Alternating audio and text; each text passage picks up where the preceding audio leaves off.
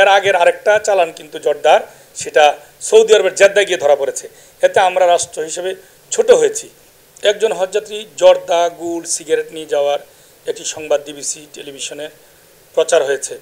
এতে করে আমি মনে করি মানুষের, আমাদের হজযাত্রীদের সচেতন হওয়ার একটা সুযোগ হয়েছে।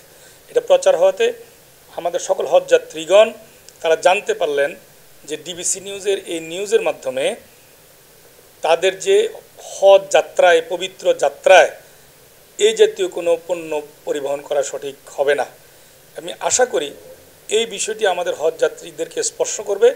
হজ যাত্রীগণ এবং আমাদের সকল হজযাত্রীর আত্মীয় স্বজনগণ এই বিষয়টি খেয়াল রাখবেন এবং যাতে ভবিষ্যতে হজ যাত্রীগণ আর এই জাতীয় কোনো পণ্য পরিবহনের চেষ্টা না করেন উভয় পথে, ঢাকা থেকে সৌদি আরব যাওয়ার পথে অথবা সৌদি আরব থেকে ঢাকায় ফেরার পথে।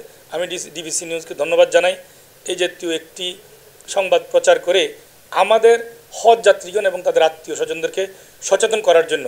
কারণ আমাদের নিজেদেরও কিন্তু এখানে দায়িত্ব আছে, হাব ধর্ম মন্ত্রণালয় বা আমরা, যে কি নিতে পারবে কি নিতে পারবে না, অথবা কেউ যাতে ভুলেও যাতে এই কাজটি না করে এই বিষয়টি প্রচার করা। এই ক্ষেত্রে ডিবিসি নিউজ আমি মনে করি একটা দায়িত্ব নিয়েছে, আবার একটা দায়িত্ব নিতে পারে। নগদে 500 টাকা বা তার বেশি পেমেন্টে পেতে পারেন ঢাকায় জমিসহ 20 কোটি টাকার পুরস্কার।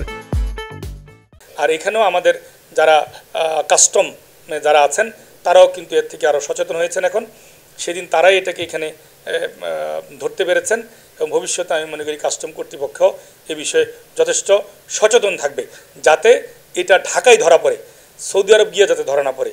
আমি ধন্যবাদ জানাচ্ছি কাস্টম কর্তৃপক্ষকে যেটা ঢাকায় ধরা পড়েছে, কারণ এর আগের আরেকটা চালান কিন্তু জর্দার, সেটা সৌদি আরবের জেদ্দায় গিয়ে ধরা পড়েছে। এতে আমরা রাষ্ট্র হিসেবে ছোট হয়েছি। তো আমরা যাতে রাষ্ট্রীয়ভাবে ছোট না হই এই জন্য কাস্টম কর্তৃপক্ষ আমি আশা করি স্ক্যানিং করে এটা ঢাকায় আমাদের আশকোনা হজ ক্যাম্পেই সামনে যদি কেউ যদি এরকম চেষ্টা করে তাহলে সেটা ধরে ফেলবে।